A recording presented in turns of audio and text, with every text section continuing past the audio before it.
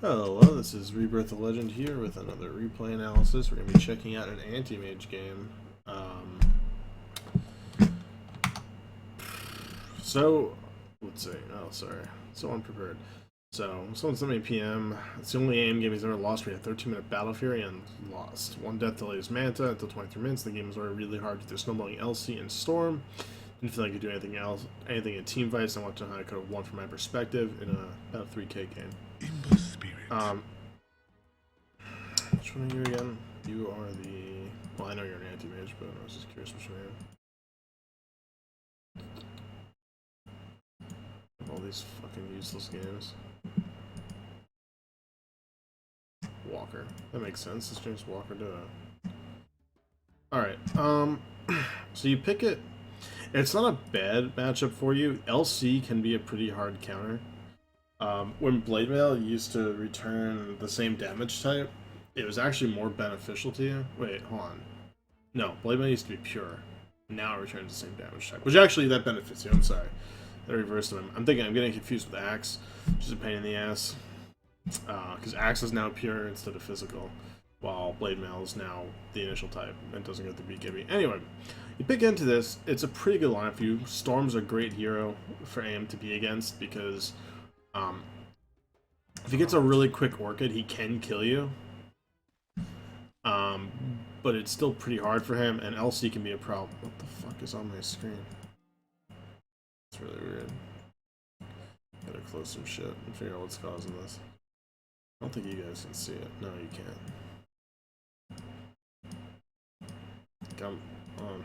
It's in the bag. Alright, nothing wants to fucking work. This is gonna annoy me all fucking game.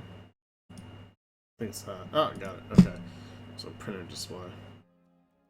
Alright, let's check out your starting items. That's perfect. This is what I start with pretty much every game. It gives you a really high degree of flexibility. Previously I used to start with an Iron Talon instead of a Salve. Not Iron Talon, a Ring of Protection, which I'd occasionally turn to a Bassi. That's good against someone like a Tide who does physical, and formerly against Axe who did physical. Now it's really just a Tide. But this is really good because it gives you flexibility to open with the treads first, before even getting your Ring of Health if you're having a really good game, which can really increase the farm that you're getting. Because once you have treads, it opens up your ability to jungle the two camps way earlier. It also increases your ability to bully your lane. Because like, you're against an offlane Slark probably? No. Jug? Offlane Jug? It's gotta be offlane Jug. Okay. Yeah, you're against an offlane Jug, so you having fast treads, and even like, if you got treads Oob against him, you guys would be able to murder him. Or even, just the treads. I mean, you have a lion and a bounty. The bounty is likely gonna have an Oob. If he was good, he'd have an Oob. He shouldn't have. So the mango, 2 clarities, it's 250, I think salve is, or it's like 275. But he probably could have foregone the sentries. The ring of, or ring, how do I keep saying ring? The Oob is very important. So Lion's trying, okay, that was a horrible thing to skill first. Like, either one of these is fine to skill first, that is not. You're draining his mana, he should have just spun on this Lion immediately. He's probably gonna kill this Lion. It's gonna be close. No, Lion has the wind lace, so it'll live. Yeah, that was really dumb on his part. See, it wouldn't be bad for you to try and... See, it's like redundant too, because you have mana drain, so he didn't even need to do that. He just needed a Hex, and you could have drained his mana with right clicks. But, like, now he can't, like, withstand your trading, because he can't actually spin on you if you blink on him. So you want to use your blink to stay, like, ahead of him. Getting your creeps is pretty important, too. Just be aware, like, in a lane like this, you probably want to apply some degree of pressure, too. Blood has been spilled, Morty, for the first time. So I doubt this is... It sounds like your laning phase goes really well, so you're probably going to get mostly free farm here.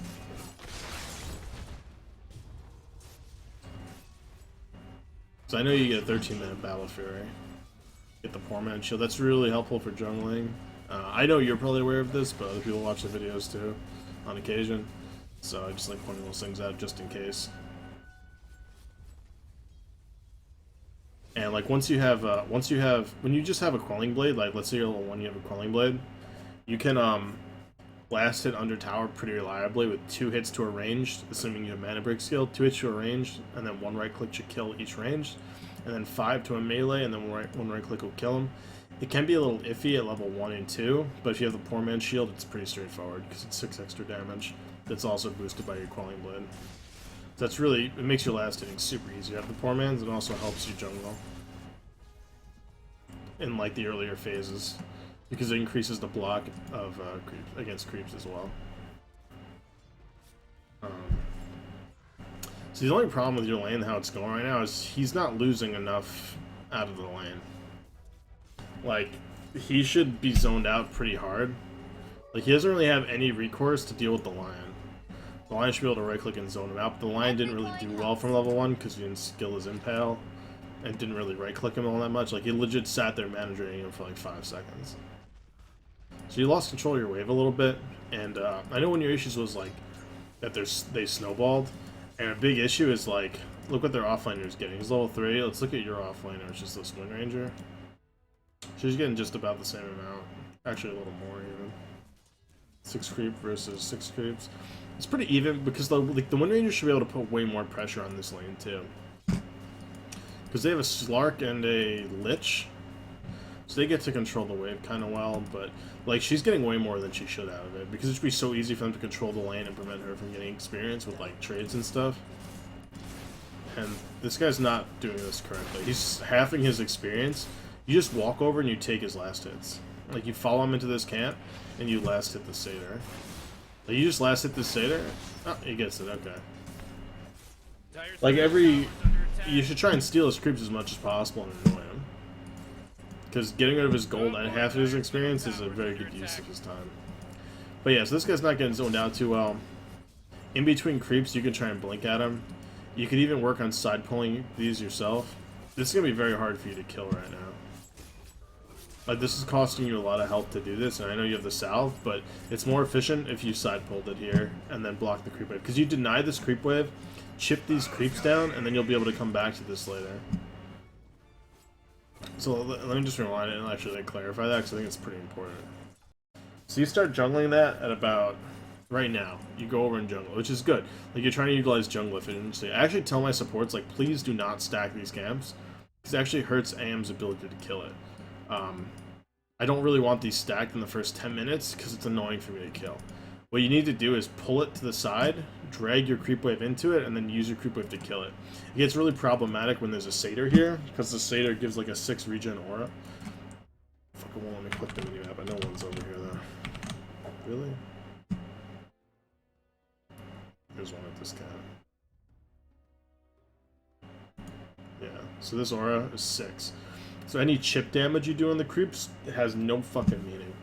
And if you get a Satyr camp and the bird camp, between the armor and the regen, it's actually really annoying to kill the camp. And you have to like pull a creep wave in to mitigate the damage you're going to take, and then you have to target down the bird creep and the Satyr. In the opposite order. You want to kill the Satyr first because it prevents the regen, and the bird creep because it makes every other creep easier to kill. You just standing here, even if you just back up a little bit and you force creeps to aggro, they'll spend time walking back and forth between the camp and where you are. So if you pulled that at 23 instead, you would have denied the Jug the creep camp, and you could even protect the creep camp by just tanking the creep wave here. You've got a ring of health and a Poor Man's Shield and a ton of tangos. You could have tanked the creep wave right here and last hit it while avoiding the Jug's ability to like cross over to this camp and then spin on the camp and try and kill it, or last hit his creeps or your creeps in the camp and last hitting the camp creeps. But that's really how you want to play that. You want to stand here and absorb the creep damage because you've got a Poor Man's Shield and a ring of health, so you can do that. Last hit the creeps, like autoing them down and last hitting them, while forcing the Jug to sit near his tower. If he wants to walk up and trade with you, you right click him until you force in a Blade Fury, and then you blink away. It's super fucking easy. This is not a hard matchup for you to play. The Jug legit never has kill potential on you. Like, one strong thing about a Jug and like the offlane or whatever is once he gets 6, you know he can kill you every 2 minutes. But that's not true for an AM, because you just have to be aware that he's maybe thinking about doing it, like if you're trading with him or something, and you just have your blink pre-selected. And just by pre-selecting the blink, you can blink right out of his ultimate, and it'll sit on a creep wave instead.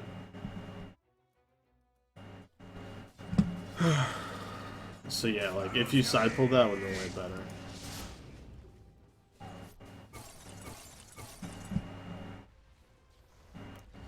This skill build's good too. You definitely want to level lots more into stats if you're worried about an LC, because he's going to kill you. He needs to work through your HP pool, so getting heavy stats is important. I'm not... Like, usually people go 1-1-1 and then 2 into stats.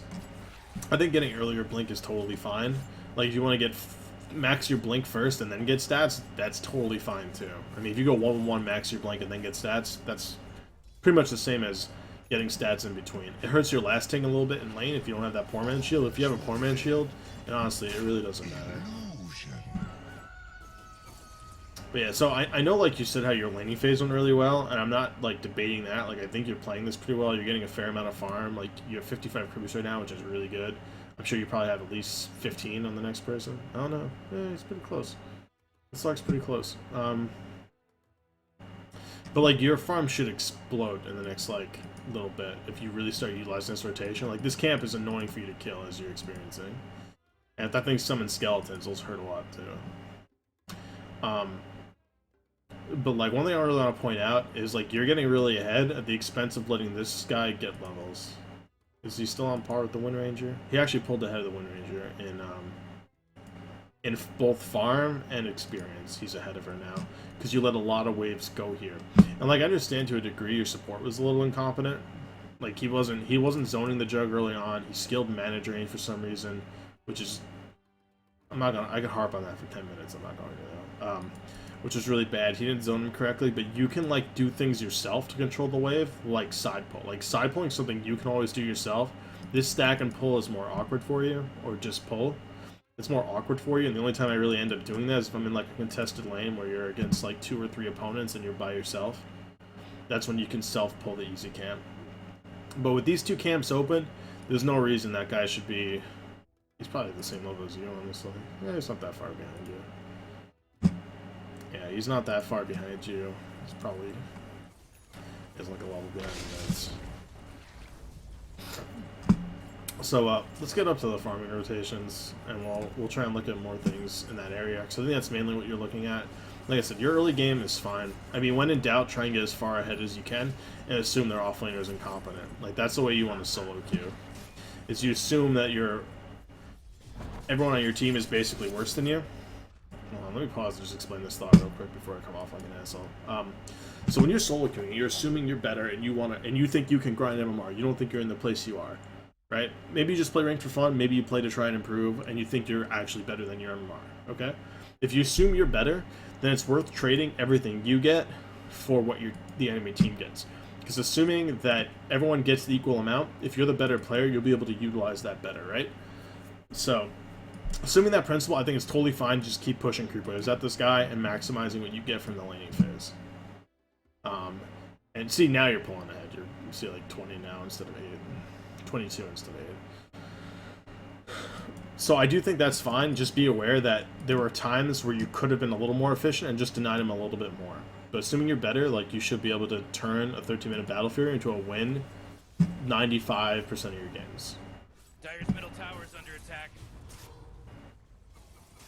As a side note, I don't know what you end up doing here. If you're building a Battle Fury, always get the Claymore delivered to you first, because you can finish it at the side shop. That's the only item that can't be purchased at the side shop. And you don't know what state your courier is going to be in when you need the broadsword. Fuck, that's okay. The Claymore, you don't know what the state the courier is going to be in when you need the broadsword. So you can go over to here and get it. If you're jungling over here, you can just have the courier send it to you. Either way. Like sometimes if I'm like, even if I'm close to like the side shop, let's say I'm jungling this camp, I might just send the courier from base to deliver my full Battle Fury. Even if I can just buy it at the side shop, just because I'd rather spend that time killing a camp than wasting like 2 blinks to get over here, you know? I spend that time killing an additional camp. So that's just something to keep in mind. And you get the Claymore first, which is great. I see a lot of people just buy the broadsword, and I'm just like, that's just inefficient, you know? And this is the hero like that defines efficiency, right? You can completely judge. What'd you just sell? Tangos? I'd keep them. I'd keep the Tangos. It's not the worst thing to sell, but you at least should have bought a TP too. Alright, we're going to player perspective. We're going to speed this up a little bit. So like a trade like that is where the tangos could be nice, because if you're really wasting some time here. Okay, that's okay. No, this is fine. This is fine. Never mind. I'm wrong. So here you should be blinking through the whole woods. I'd say this camp, that camp, this camp, and then back to lane. And that one also opens up, if it happens quicker than you think, you can open up that hard camp. What's good about this is you can jungle out this whole area, like mid's even open, so you can put mid into your rotation, and leave the lion top. Let the lion get some levels, because a lion having a quick 6 is really useful. That's always awkward too. You got one too many levels in stats, so your blink's not maxed right now. That does hurt you a little bit. You should be getting a Vlad's right now. It doesn't... Okay, you are. So the reason the Vlad's is really important, which you should be sending the headdress and the bastard to yourself, is because when you get dueled, it lets you like trade and it lets you live a lot longer. And it also opens up Roshan, lets you kill ancients very easily, lets you do a lot of things. So let's examine like the state of the game right now. You actually have a ton of farm. You're doing really, really well with efficiency. But let's look at everything. Let's see how far your team's actually ahead. From the looks of it, you're just looking at the scoreboard, your team's fairly behind. Your mid's 15 creeps behind. Actually has more denies though, it's kind of weird. It's got some kills. So your mid's winning. He's doing pretty well. Your offlane's not doing too great. Your bounty hasn't had an impact. So we're comparing the bounty, what the bounty has, with what the Lich has. So Lich is level 9, the bounty's level 7. Okay, he's got track in 15 minutes, it's okay. Wind Ranger has phase boots. The thing is, like, compared to what she gets at level 8 and what the Jug gets at this level, the Jug's getting way more from what his levels are offer right now. And the Lion... Oh, sorry, I compared this wrong. Okay, no, we're comparing the bounty to the LC. The LC's got a blink and generates like a real threat on the map for anyone. Like right now, he's gonna contribute to your bounty hunter dying. He's got a duel and there's a Storm Spirit on top of him, so he's gonna die there. We compare the mids. He's got travels, which is good for him because it helps him farm and be more places on the map, but it's not good for you because that means he'll take that space from you. Storm's got treads and a soul ring. They're probably about an equal kill threat right now. And then it's you versus the Slark. The Slark's got a Shadow Blade, which means he can create a lot of pressure on the map. You're going to create pressure by farming. He's going to create pressure with kills. So right now, even though you're probably up a little bit, experience is even, which is good because they have a Lich. God damn it. Where the I can't clear these. Okay. In gold, you guys are actually down 1,000. The reason you're down oh, wait, no, sorry, you're up 1,000. You're up 1,000 because you're doing really well. So you guys are actually looking pretty good, but the problem is that AM's not really going to contribute too much for the next 5 to 8 minutes, probably. Like, you can contribute defensively, you just can't contribute aggressively, while their entire team wants to get aggro right now. So your team is ahead, but like when we remove you from the equation, they're down a lot. They're down 8k gold, and you're probably the highest level on your team now, honestly. Yeah. Since you're jungling, you're going to pull that in levels, even though the mid's in the game. So that's another huge chunk of experience that they're now technically down, you know? So the way you want to play Antimage in these scenarios is you want to play it defensively. And in this, like, I'm guilty of doing this too. We'll keep playing. I'm guilty of this too. Like, you're assessing your strength, and you're not thinking about your team's relative strength. That really sucks. You just literally died because you didn't have the blink skilled. And you were about to get that level. No sorcery shall claim me. You legit, like, you die with your blink was on like a 2-second cooldown when that happened, right? Killing spree, whoa! See, it's pretty tough because when you hit level 11, you have to choose if you're in that situation to level your mana void or level your blink. The blink's going to accelerate your farming and increase the speed at which you get to your level 12 and thereby get to skill it. Like, this is assuming you fuck up your skill build and you don't have your blink maxed by 11 already. Like, like in 100% of scenarios, your blink should be maxed at level 11. There's no scenario where that's not true. Like, every single scenario, whether you max it at level 7, whether you max it at 8, 9, 10, or even at 11, you should probably have it max. And if you fuck up and you turn level 11, you have to gauge the game. Is a Mana Void really going to help you get a kill? If the scaling on Mana Void is pretty significant, it doesn't look that significant, but it is pretty significant. in this scenario, this game is kind of passive. I would probably just skip the blink. Because it just helps you farm quicker, and you'll get that 12 quicker, and you could just, if you need to, you let your team know, like, hey, listen, I don't have my mana blade skilled. Not that it'll probably make really much of a difference in a pub, but it's something you could try saying. You could have also had the Bassi here. Let's see if you actually buy out before you die. Slack's probably like right on top of you. Yeah, he's... Oh no, he just got to. That's just very unfortunate. That's just very unfortunate. Like legit. Yeah, the Storm blew his whole mana pool to jump right through you. You would have lived if you got to, if you had your blink up. That really does suck though. Did you buy out? You didn't buy out either. Like at this point in the game, all your goal is, dude, I don't want this guy's player perspective. Why is it doing this to me? Oh, it's because I'm clicking you and you're doing it. Look at all your gold. You have completely, like, your gold should be completely, like, unreliable right now. This is really annoying. Over here now.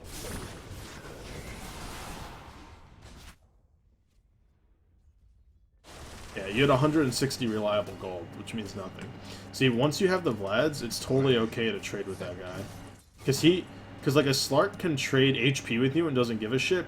When you have a Vlads, you can trade HP for their mana. A Slark can't trade away his mana because it removes his kill threat off the map because he won't have a Shadow Blade. Yeah, just right click in there? Fuck this dude. Cool. See, now like you took away a huge portion of his mana. Now it hurts his ability to kill because he can Shadow Blade, which for half his pool, and then he gets off a Pounce. And maybe he'll get off one Pact if he waits. But he needs the Pact to farm too. So it puts him in a really awkward position when you're able to trade him for that. Radiant's bottom tower is under attack. Gotta speed this back up. So yeah, that kill hurts you a lot. Like, when you want to be maximizing your farm, between when you get your Battle Fury and about the next 8 to 10 minutes after that, it's usually when you have a window where you can farm. If you get a really late Battle Fury, that just sucks. But you have to do the same thing, because you need to get your Manta online, and until you have your Manta, you should be farming as efficiently as humanly possible. Well, that means, like, you're not really pushing your creep wave. Well, you have to play that by ear. Like, if you can get to a tower and kill a tower, kill a tower. Like, that helps your whole team, not just yourself. And it forces the enemy to come deal with you. But generally, just try and get to every single camp you possibly can in your farm rotation before they all respawn. And dying at that time is what can lose you a game. Like, if I had to name, like, one thing like that, screwing up skilling your blink and dying right there costs you a huge amount of momentum. Because, like, you have a 13-minute Battle Fury. Your Vlad should be finished at about 15. I didn't actually check the time you get the Battle Fury, but your Vlad should be done at about 15, 16 minutes at the latest, and your Manta should be done at about 20 minutes. I know what you're thinking, but that's over 1,000 gold a minute. Yes, that's what Antimage does when he has a Vlad. You're farming out this entire area. Like, that's 3 hard camps, 1 Ancients, 2 mediums, an easy, 2 creep waves, and maybe even a 3rd creep wave if you can mix in that one down there. Like, every minute you can feasibly farm all of that out. And that's a ton of gold. That's probably 1,500 gold a minute.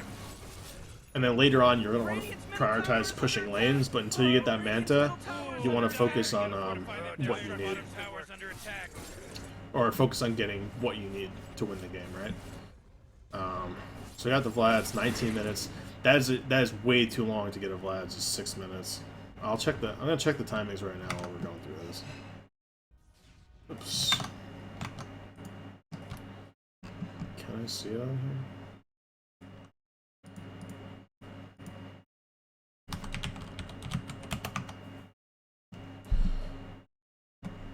It's like right now, nothing that important's happening. It's just you farming. I can look at the efficiency, but purchases. It was it was a 13-minute Battle Fury Treads. It's really good. Then you got the Vlads at 1830, which is just way too long.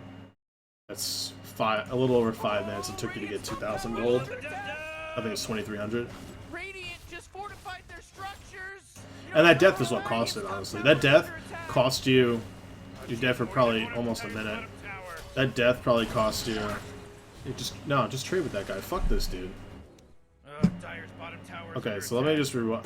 So, one problem is that your team's now getting snowballed off of for the aforementioned reasons. One, they're really strong at fighting right now, and the 4 of your teammates are at best okay at fighting, and you're not going to be there.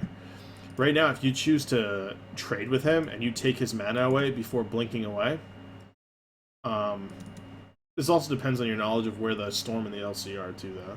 So you have to actually back up to decide if that's the right decision. Okay, your team's alive. Let's watch what you're doing. Dire's middle tower is under attack. You're pushing this wave. In your mind, you should know that orange is a Legion commander. You know LC's right here. When are these people gonna learn more? Your team's engaging. They kill a Lich. You're pushing, you know a fight's going on. The Legion likely just used his duel, but you know he's in bottom lane. Okay, he actually just used his duel. He got a duel lane.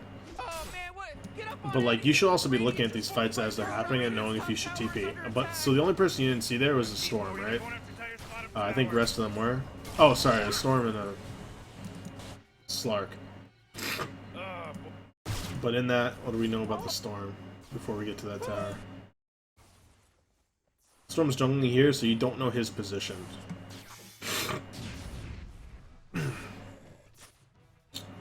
Yeah, so you don't know the relative strength of the Storm. That's actually if he knows you're there, this is the dumbest place for him to stand, because I would have, like, if I'm trying to be super efficient and I was you, as soon as I kill that creep wave, I blink to that camp, and that's a dead Storm Spirit. So you don't know where the Storm and the Slark are right now. Right here, you start trading with them. Problem is you aggro. So that's a safe play to do. There's nothing wrong with that. If you knew the Storm's position, you could have chose to trade with him for a little longer. But like, that's super safe. The question is, like, could a Storm with like a level 1 pull or level 2 pull, would that be enough time for them to kill you? Probably not. But like, just trading for his mana is really good. So like here, if you worked your way back to the safe lane and you trade with him, that's really good. Okay, what the fuck did we come down here for? Whoa, Dire's bottom tower's under attack. Okay, you TP'd there before you looked, which means you don't know what the kill opportunity there is. Okay, you didn't click him before avoiding him. You didn't necessarily know that was going to kill him. Although you did have a Lion mana void, so you probably had a pretty decent idea. That sucks. It's very unfortunate. What if that Lion's Impale is up for that?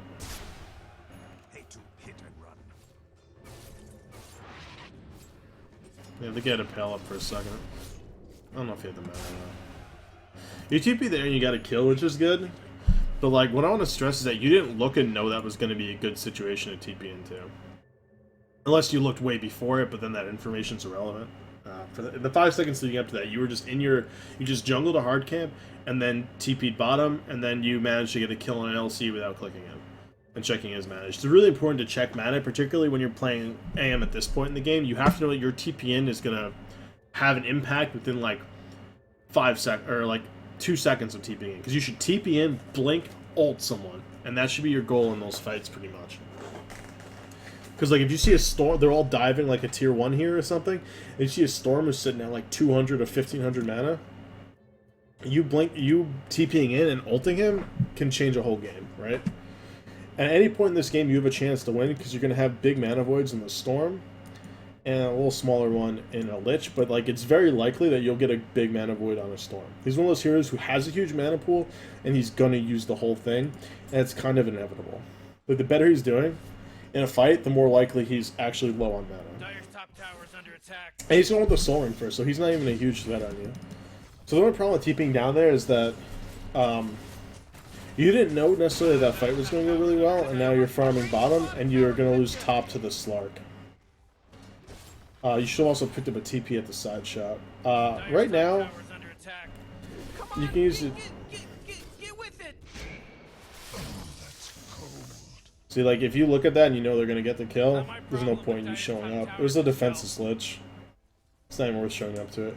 You should start leveling your mana break now.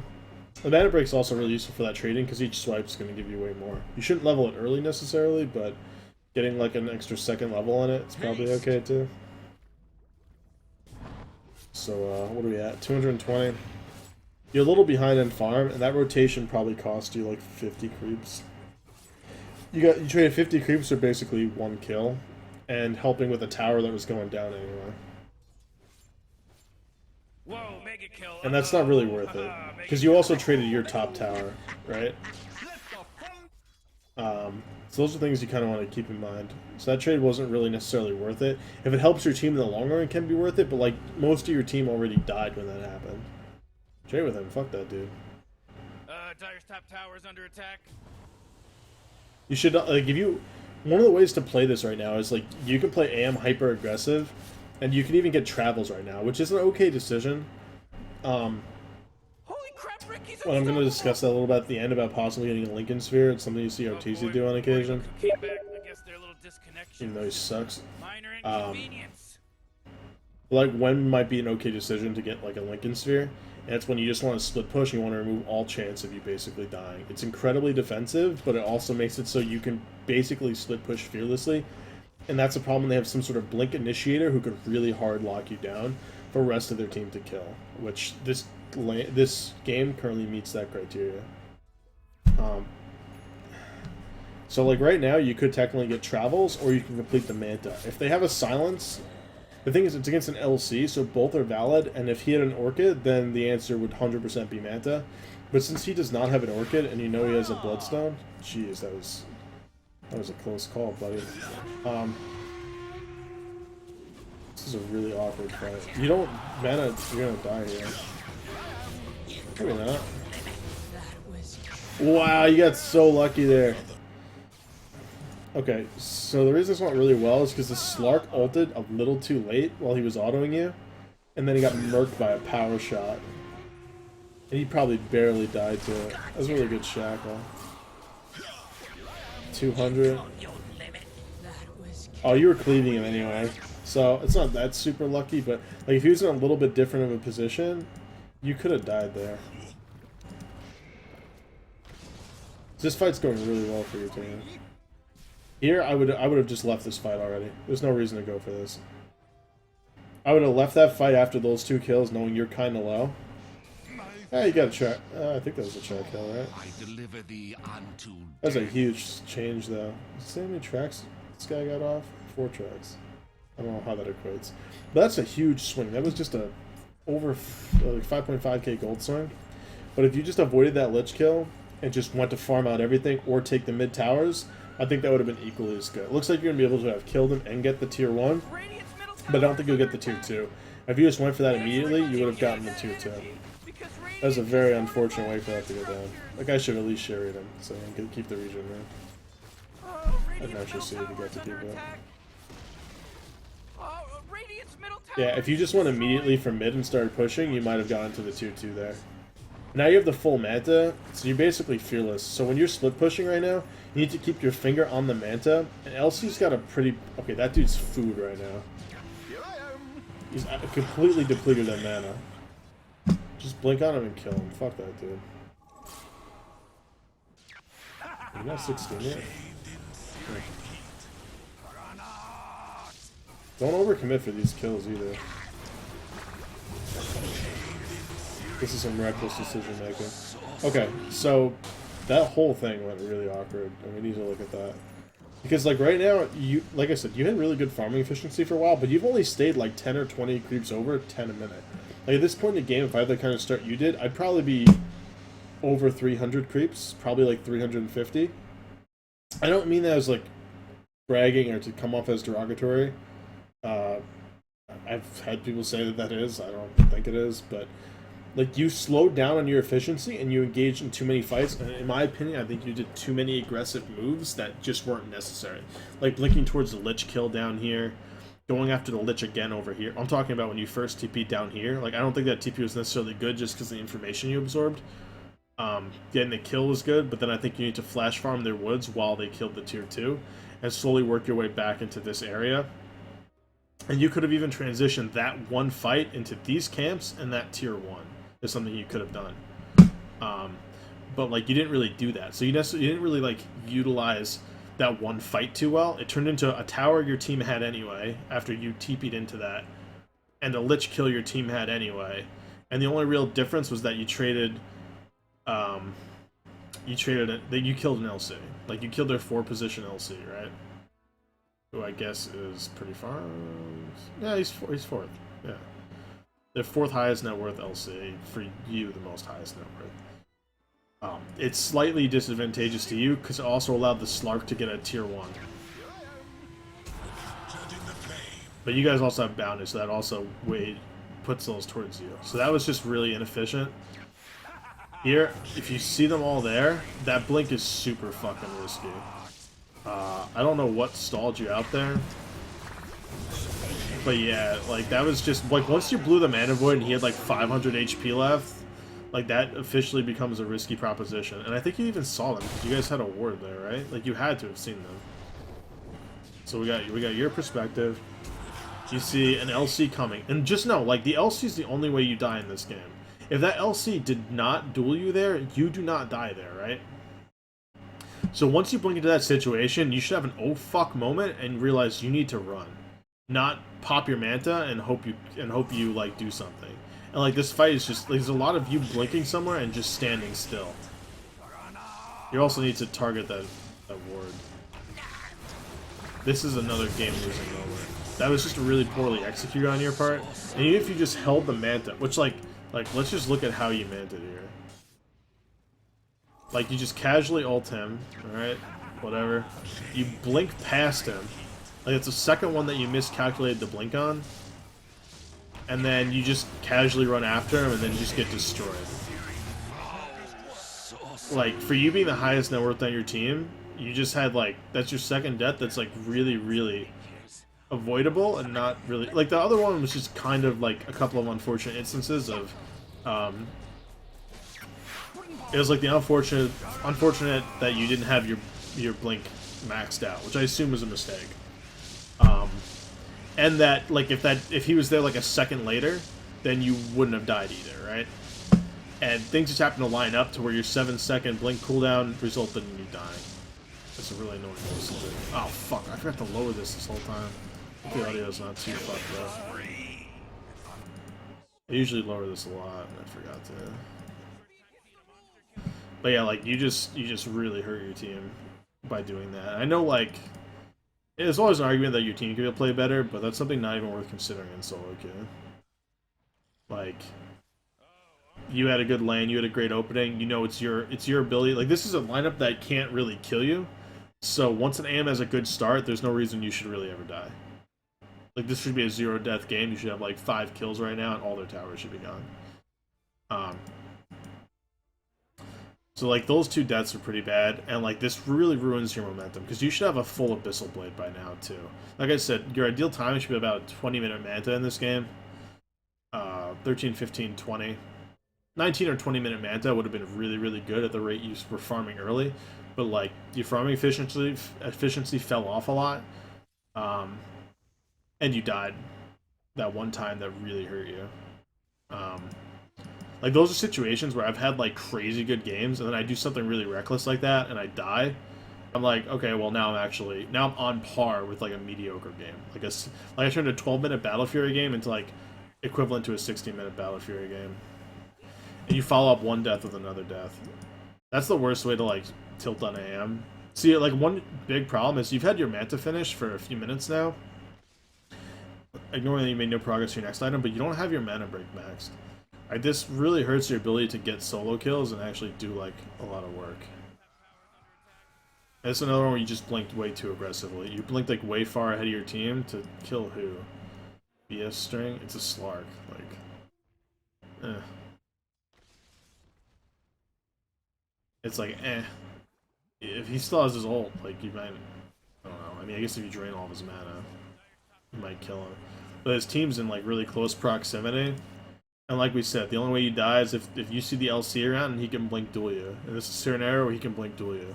The Storm just showed who's real, you got blinked on, and you got dueled at the last second. You're dead anyway there, because they had a pull. Like, keep in mind, this is going to sound really fucking obvious, but it's something a lot of people do not get. Aim's a very mobile hero, but he's kind of a glass cannon. He does get blown up very easily. If you blink into something, you cannot blink out of it for 5 seconds. That means people have 5 seconds to kill you. Unless you have a BKB, or Lincoln Sphere, or both.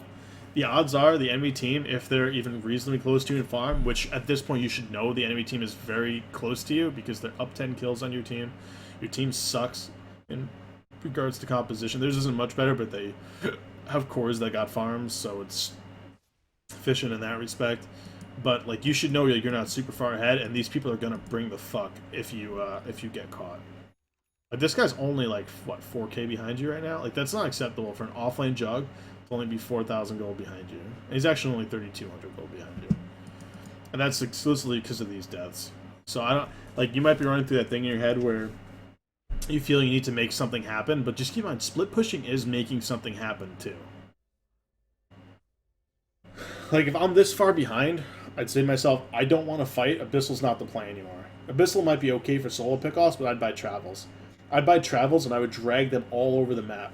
I would push this lane all the way into the tower, blink into the tree line, TP all the way to this wave, and just fucking gun it down to the next tower.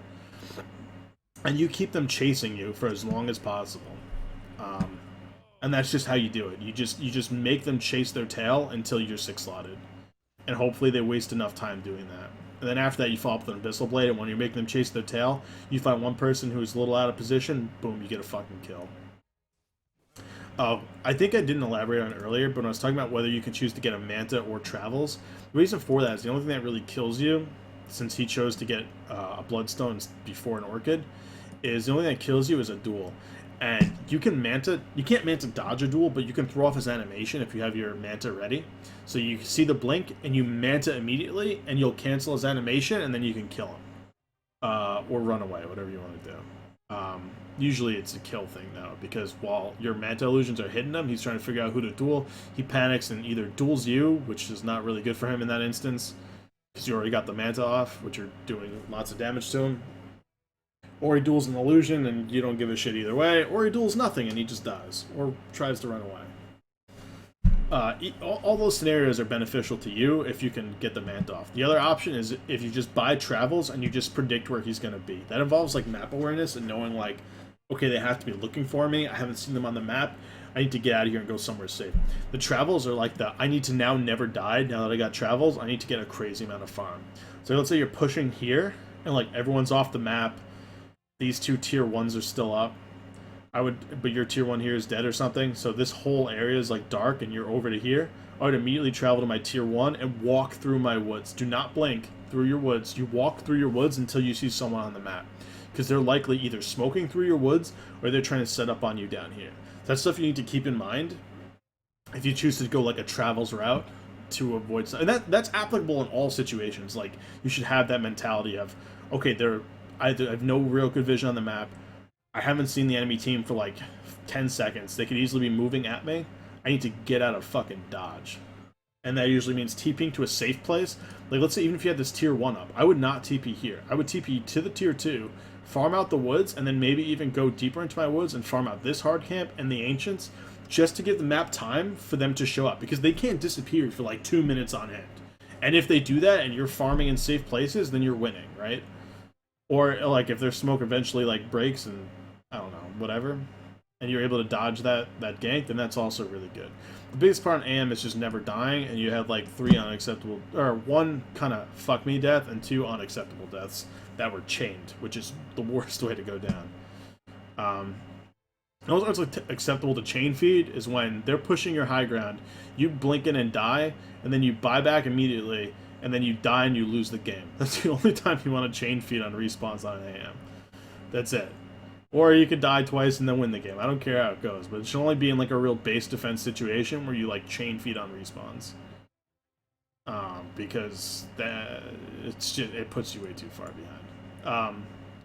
Sorry, I got kind of like distracted a little bit. I think it's the first time I've actually seen you at Ancients too. I think I can analyze that on Yasp. I can look at what camps you killed.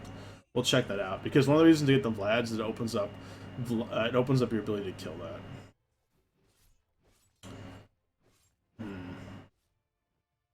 Ember Spirit killed Storm. That's good. Good for him. Here you should be creep cutting middle. Like, you should probably ignore that. Auto him a few times. He manted him.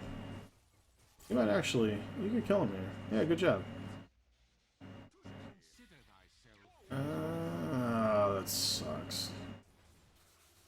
That's a death I would have had in this situation too. I would have done all of this, and I would have blinked in that or I would have walked in that direction, because you're walking towards safety. But if you really think about a situation like this, you know they're middle, and you know this way is towards the enemy. And rationally, if you analyze this situation, that storm just blew his whole mana pool to get to you. You can turn on that guy and auto him. Like even Manta, you just walk over. If you walk over to him, you kill that guy too. Did you mana void? I think you mana voided, right? Yeah, you definitely mana voided for that kill. Yeah, you did. But either way, just turn. Like this is something a lot of people don't get. When a hero like that jumps on you, your first instinct is, oh fuck, I need to run away from him. You're Antimage with the Vlads, and he just expended his whole mana pool to get to you, and I think you knew that. You might not have known that. We'll know in a second if you knew that. Oh, I went way too far. Whatever, we'll just speed it up. Okay, you don't actually know that he's there. But if you put the effort in and you actually clicked him, you'd know that, oh, he has no mana. I can kill this guy. And you literally just walk over to him and you just deck him. Like there's times like that where I've had an invoker like walk up on me and he'll orchid me and I'm an anti-mage who's like not far behind, or fuck him, he's an invoker he's like a Quaswex invoker. I just immediately turn on, I'll auto him. He's not going to be able to trade with you, even though you're orchided. Like, orchid damage itself doesn't do that much to you. So you just need to sit there and fight. Because odds are, like, once they orchid you like that, you're probably not going to necessarily escape them. So you might as well just trade them until your blinks off, until the orchid wears off. So like if a Clink's orchids you right on top of you and you have a Vlad's, just fucking auto him. Just auto him right back. And you just trade the... Because, like, if he's right next to you, unless you're next to a tree line, it's going to be really hard to fog him, and he's just going to right-click you until you die. So if you just sit there on top of him and auto-attack him, then you kill him. If he tries to strafe you, he's losing auto-attacks. Strafe is sort of like where he moves, clicks you, moves, clicks you, moves, clicks you. They try and do that, they're losing auto-attacks, so they're losing their ability to kill you as well. That's something a lot of people don't get. Like, you can, if you ever get silenced by someone, you can just go attack them. And, like, that's, in certain situations, that's more valid than running. Particularly if it's a storm, who's someone you generally can't run from. Like, running in that situation, what's it going to do for you? If he has mana, then you're fucked anyway. If he doesn't have mana, then he can't escape once you start right-clicking him. And once he has no mana, and he's trying to trade with you, he's a dead man. Like, he can't get overcharges, he can't static remedy you. You gotta... What? No, I'm doing something. You need to wait 10 minutes. None of your business. Making a YouTube video. Shut up. Shut up! No! I told you no. Do not open the door. Stay away.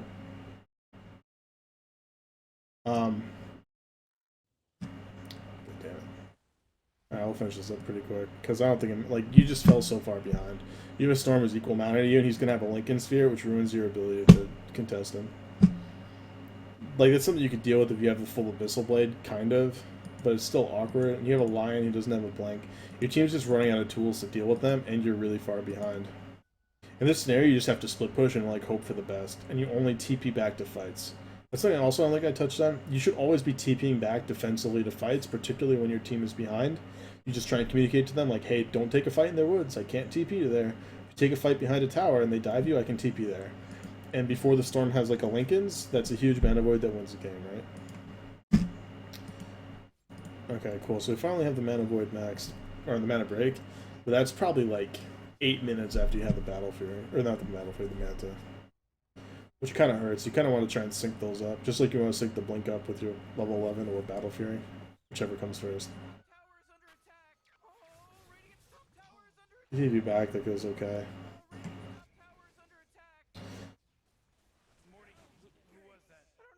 Running in circles a lot here. I know the map's dark and it's kind of scary, but you also spend a lot of time without a TP, which you can't do. Like, the courier, your courier's still not sending you a TP.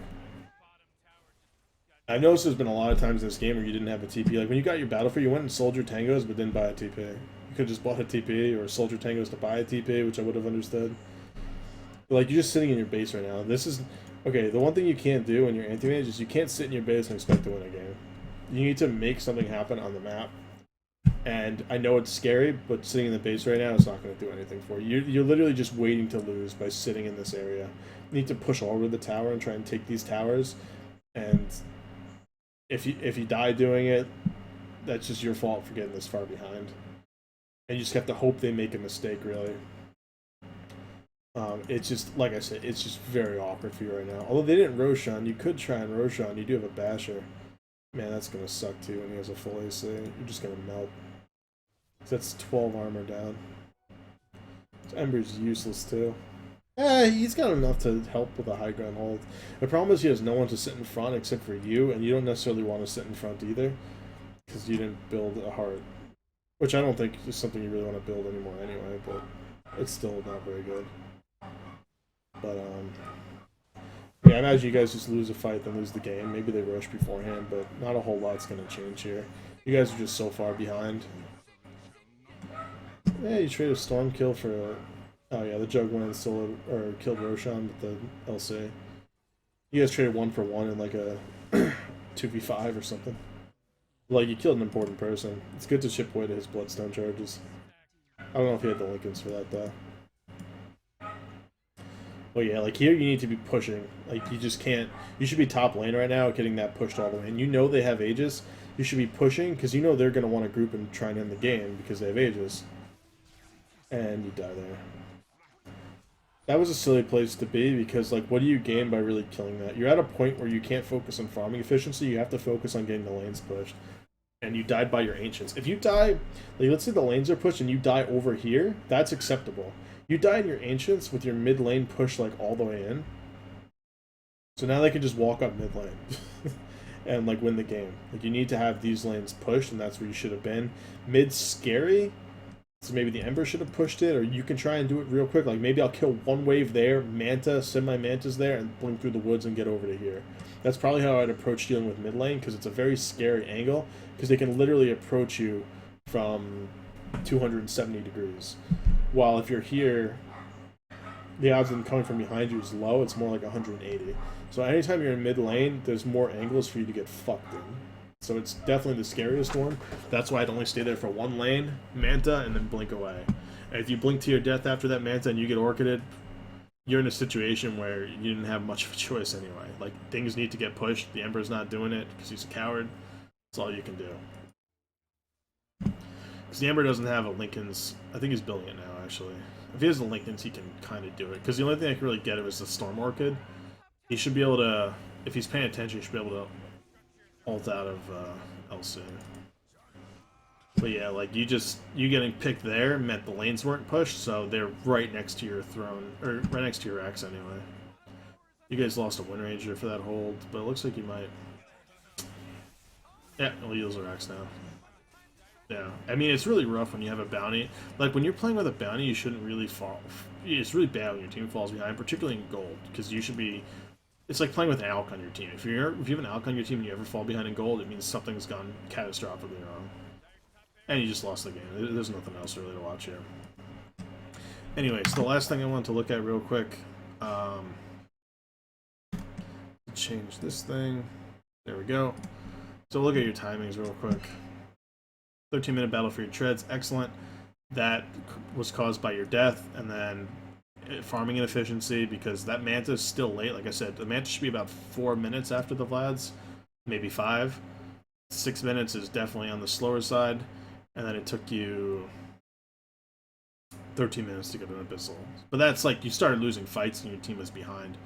That's where you fucked up. So the other thing I want to look at real quick here is, you have a game Arteezy play. This was MDL or whatever.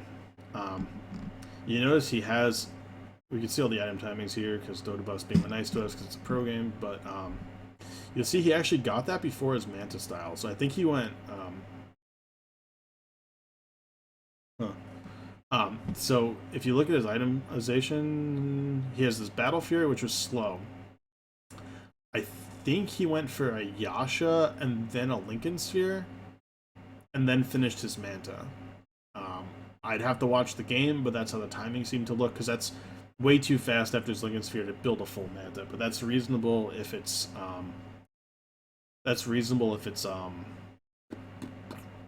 what's the word I'm looking for? It's reasonable if it's a Yasha into Lincolns or something like that. So the Lincolns, what it stopped here is the Lion, who is pretty far ahead, from being able to blink in on him. Or actually, I don't know how far ahead the Lion was. It was a 15-minute blink dagger, which is pretty good. The Lion could start up a fight and then allow someone else to get there and finish him off. And when their like 4-position Lion can be like the biggest threat on their team, it's really not good for you, because that means he can set up that fight, and then a Morphling could come in behind him, a Void or Slardar can come in behind him, and between the Lions, I think it's like 7.5 seconds of lockdown, you're gonna die. Lion's very hard for AM to play against because the Blink Hex just allows anyone to, like, imagine if like they're trying to fight up here, you see 4 people, but the Lion disappears for like 3 seconds, or we'll say 5 seconds, and he TPs to the tier 2 while you're trying to kill the tier 1. He walks up, blinks on you, hexes you, and then his Slardar or someone TPs in right to the tier 1 you were trying to kill. You're dead. You're dead. It happens to me all the time, and it's really hard. You have to always be aware of the heroes that can facilitate killing you or kill you. So that means like you gotta be aware of the Void, you gotta be aware of the Slardar. Yeah, you gotta be aware of both of those, and you gotta be aware of the Lion. The Lion enables any one of those other 3 cores to kill you. And any 2 of the cores could also kill you. So it makes your life very, very awkward when you're playing that AM. So anyway, he got the Lincolns because it opened up. The Lion would have to blink in, hex him, and then stun. And that gives him the animation for the Hex and the Impale to then Manta and get the fuck out of dodge. Or lose 4 seconds off of it. Because Lion can't blink in, Mana Drain, then Hex. Like, he can do it, it is a physical possibility. But the animation for Mana Drain is very, very long. It also prevents, like, let's say the other 2 went on him, it'll prevent the Slardar from amping him. It doesn't sound like a huge deal, but if it's just a Slardar trying to kill you with maybe a Void, maybe that'll be enough for you to survive, like, the Chronosphere or the Chain Stun or whatever, and get out. Like, so in that situation, the Lincolns makes it so he basically, like, it's very, very hard to kill him, and they need to put extra resources into killing him, which is a really good thing. So in that game, if you went for a Lincolns after your Battle Fury, I wouldn't think it was bad. I'd have a hard time trying to figure out where you'd fit that in with a Vlad's, so maybe it's in place of a Vlad's. Like, I think he did it because he was kind of far behind. You notice it's an 18-minute Battle Fury. So maybe that's why he went for, like, a Lincoln's kind of after that. Because it's a defensive item, gives him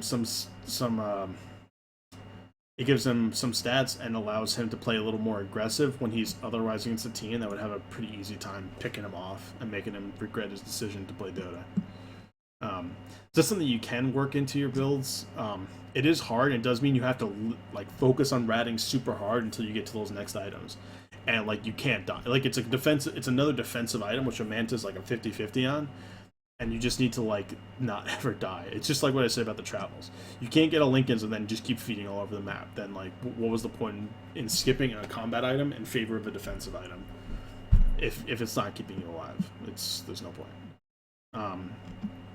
So that kind of wraps up. I hope that helps. I'll do a quick recap of what your major issues were. You farmed the lane really well. I need to go into free camera mode. Okay. So you farmed the lane really well. You didn't deny the Juggernaut enough farm. There were a couple of times where you could have pulled this diagonally and cut off maybe 2 or 3 waves from him. You probably could have done. If you're really active about it, you probably could have gotten even more. And that helps you get some of these creeps, and it helps you deny his experience. And you should always position yourself here if you're in that situation.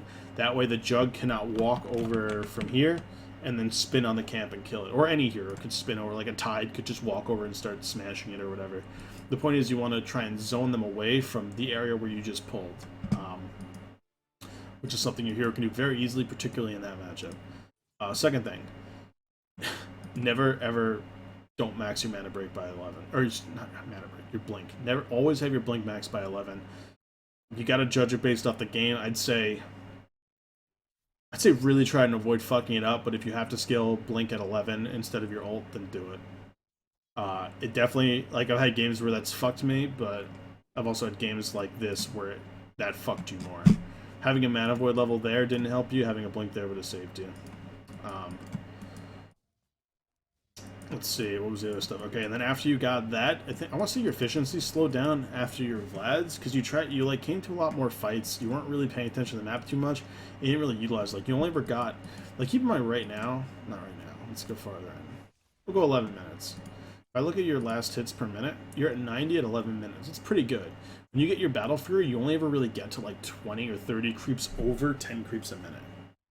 As the game progresses, that's less and less impressive. So like if you're 20 creeps over at 10 minutes, that's 12 creeps a minute. If you're 20 creeps over at 20 minutes, that's 11 creeps a minute. Yeah. So the longer the game goes, the less impressive that number is. And like once you have the Battle Fury, you should be doing like 25 creeps a minute. And getting that efficiency is just of paramount importance. It really sucks that you screwed up the stats here. Sorry, I won't have done that anymore. I'll do my best not to. I mean, I've done it. Everyone's, I'm sure, done it. It just fucking hurts every time. And a game like this, it would really piss me off. And the last thing, like your fighting efficiency, like your blinks around here were horrible. Like you blinked from here up to here. You over blinked the storm, even though you knew basically where he was. Stood there, and then walked towards him after like a 2 or 3 seconds. Like you didn't know where you blinked. Is what it basically looked like. Which you have to be like more aware in those fights, and it's very good. It took me a while. Like I was good at farming for a long time, and it took me a long time to figure out like how to fight correctly on AM, and it can be awkward. Then he like started running away, and there's a certain point where you have to say fuck it. It's not even worth it. Like killing him gets you like what 500 gold, 600 gold tops in that situation, unless he's on a huge streak or something. At which point, like if it takes you 20 seconds to kill him, you're at most gaining like 80 gold for like a risk, and then you ended up dying for it because you blinked after him. You over blinked him again to here, saw their whole team, even though you had the vision that they were there already, and you blinked into them. Saw the whole team, over blinked it again, waited another second or two, popped your manta, and then started autoing a storm and ignored a healing word, and then they figured out who you were and dueled you, and you died. Like that was a catastrophic error. For at most like 600 gold from killing that storm, because I don't think he was on a spree at that point. You sacrificed all the farm you couldn't get, you sacrificed pressure on the map, and you died. It was really, really bad. Like, I'd blink here, and if I overshot that blink and he ran away and saw him running to his team, I'd leave. I'd immediately be out. I'd tell my team I'm out. We're not taking this. Because you already blew your mana void, too, which means that you mana voided just the storm, and their whole team hasn't been mana voided. So if you over blinked him, and then you ran after him, and then he ran to his team, and then let you mana void his whole team, then you take that fight. But that's not what happened. You mana voided him when he wasn't near anyone, let him run near everyone, then blinked into them and got dueled. Really, really bad. This here was a little less questionable, but you saw an LC over here who clearly has his blink up because nothing fucked with his ability to blink on you. And you just overextended here. You blinked in, and then obviously you have 5 seconds for this LC to casually walk over to here, blink over to here, and duel you. So like deciding when to take those fights can be kind of hard if your team is behind. When in doubt, I would not show up to a fight unless it's completely defensive and at my tower. I would be split pushing the map, and I would be farming like crazy, and I'd try and get my items, and I'd tell my team, you sit in the base and you play defensive. If you die in their woods or you die in the river, I have no pity for you. And in pubs, they might listen, they might not listen, but like when they eventually have to knock on your tier 3s, that's when your team is gonna, that's when you'll be able to get those big TP mana voids and win the game. And when you're behind, that's even more true. You were ahead at a point, and then you fell behind after that death, honestly. You died. When you died here, you never recovered from that death, like, at all. But I guess we'll wrap that up here. I think you farmed really well early on, and you did pretty well in your lane. I think you could have gotten a little more out of it to hurt the Jug, so the Jug couldn't help in those other mid-game fights where your team fell behind. And then you're farming up until then, and then obviously the mistake with the blink. Like, if I had to say one thing, that's probably the littlest thing I could point out that cost you the game. If you didn't die there, that probably changes the whole course of that game. Your manta comes sooner. Everything just comes way faster, basically. And the fighting. The fighting is something you'll get used to over time, but you just have to, like, you have to get quicker with it. And you have to understand, like, your strengths. When in doubt, only play defensive fights. Defensive fights are very easy for AM to play. You push the map, you get to a tower, you start autoing a tower, you wait for the enemy team to jump into this or back up, And if they back up, you back up, or you TP to the other side of the map. Like you blink into the tree line, and then TP to the other side of the map, and start farming there.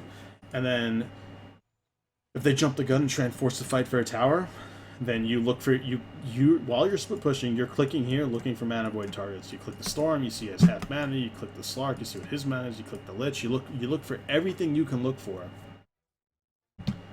and then you decide when you want to blink in. But if you see the fight going, you see a Storm jump all the way back here, you assume his mana is low, and you can just TP. If he jumps from here, here, or here to here, and within the first like 25 minutes, it's probably at least half his mana pool. Which is like an 800 damage mana void, probably 700 damage if you're level 16. Another thing is like be aware of your levels.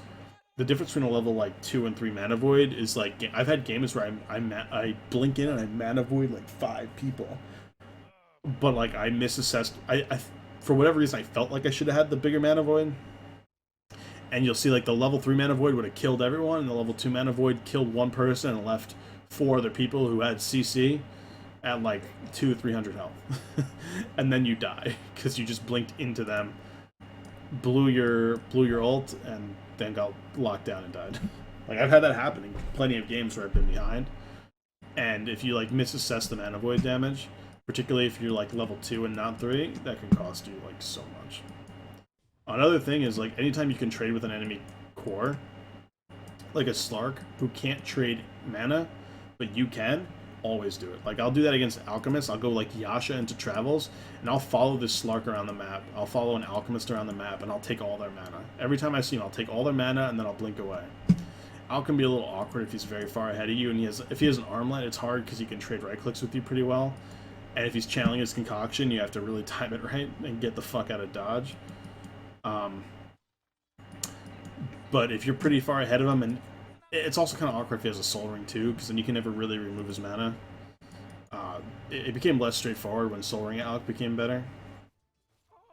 But yeah, anyone who you can trade mana with, or who can't afford to trade right clicks with you, like I'll do it against an Ember. Anyone who wants to flash farm, basically, I'll rush Travels against and just go trade farm with them. And it's a very efficient way to play because you're taking away their carry's ability to farm. Oh, Spectre's also really great to do it against because she has no defense mechanism. Anyway, you're trading away all their... You're forcing them away if they're a weaker person. If they can actually trade right clicks with you, you're trading away their mana. So someone like a Spectre wouldn't be able to haunt in. Someone like a Slark couldn't Shadowblade and look for kills. I'm sure there's other carries I could think of, but like a Drow wouldn't really affect her too much, but she might be scared, and if she uses the Shadowblade, she might not have mana for the Shadowblade. But you can put all those heroes like in their place if they're alone. You have to be aware that they're alone, but in the first 20 minutes they'll usually be farming alone, and you just have to use your map awareness and vision to figure that out. Anyway, we'll end it there. I don't want to ramble on for too long. I think this has been like a very long video, probably like 40 or 50 minutes. I hope that was helpful, and best of luck in the future. Feel free to reach out to me, send me other games that you want me to look at, whatever. I'm always around, always dicking around. I hate my job, so I do this for fun. Alright, cool. Hope it helped. Take care.